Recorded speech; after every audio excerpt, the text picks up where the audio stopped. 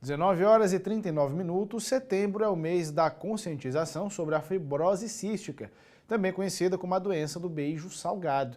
E um dos métodos para o avanço do rastreamento dessa doença é a chamada biologia molecular. E para falar sobre esse assunto, recebo agora o médico geneticista Salmo Raskin. Boa noite, Salmo. Seja muito bem-vindo ao Noite Notícias, segunda edição. Primeiro, explica para a gente o que é a fibrose cística, por favor. Boa noite.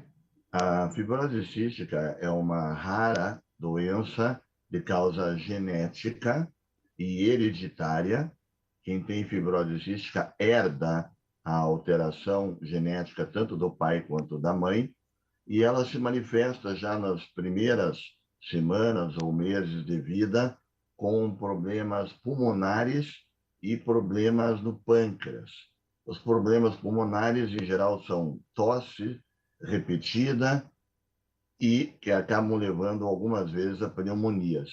E os problemas do pâncreas fazem com que alimentos gordurosos não sejam digeridos de maneira adequada e a criança tem dificuldade de ganho de peso. Então, essas duas sintomatologias são as principais. Existem outras que afetam também essas pessoas. Como é que ele se dá? Existe cura para a fibrose cística? O tratamento é apenas um paliativo? Como é que faz?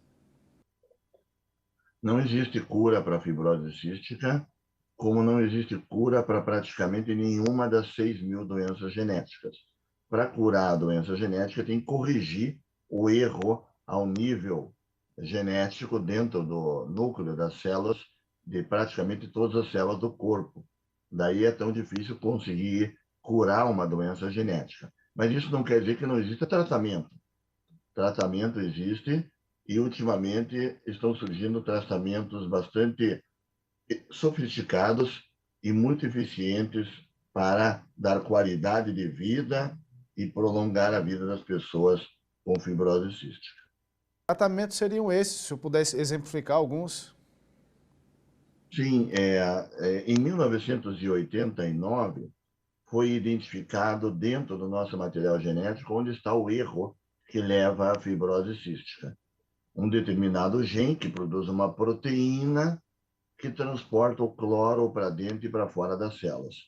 Agora, só agora, né, tantos anos depois de pesquisa, desde que a função dessa proteína foi descoberta, estão surgindo remédios que são capazes de fazer com que a proteína, quando está alterada pela mutação genética, possa ainda produzir pelo menos parte da sua função de transportar o cloro.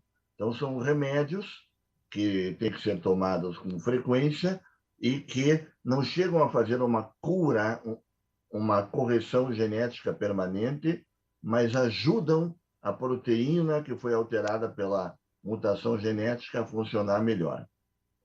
A importância desse mês de conscientização, fala para a gente sobre o objetivo disso. Um mês muito importante, é, não é à toa que esse mês é em setembro, justamente pela descoberta do gene, que eu estava me referindo agora há pouco, que foi em setembro de 1989, e neste momento nós estamos, então, fazendo todas essas matérias educativas para que as pessoas passem a conhecer essa doença.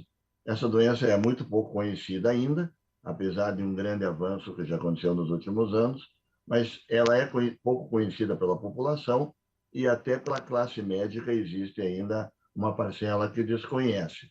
De modo que quanto mais pessoas ouvirem falar sobre a fibrose cística, souberem que existe tratamento, souberem que existe forma de diagnosticar, melhor vai ser a qualidade de vida de quem é afetado por essa condição. Ter a sua participação, informações tão importantes, tão relevantes, que as pessoas de fato fiquem atentas aos sintomas e que busquem o tratamento adequado quanto antes. Boa noite para você, até uma próxima. Boa noite, obrigado pela oportunidade.